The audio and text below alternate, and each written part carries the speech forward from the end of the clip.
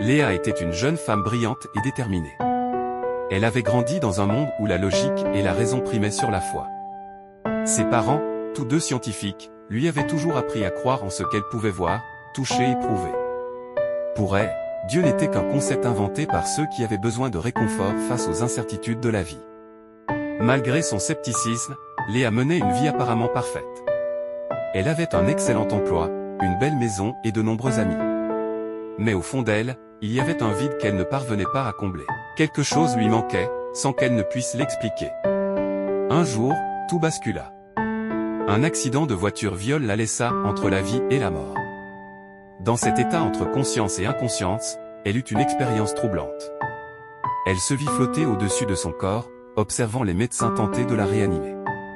Une lumière douce l'enveloppait, et une voix, à la fois puissante et apaisante, lui murmura « Tu as toujours cherché des réponses dans la science, mais certaines vérités dépassent l'entendement humain. » Léa sentit une paix inexplicable l'envahir. Elle revit des moments de sa vie, des instants où elle avait frôlé des miracles sans jamais les reconnaître. Puis, soudainement, elle ouvrit les yeux. Les médecins, stupéfaits, parlaient d'un miracle médical. À partir de ce jour, tout changea pour elle.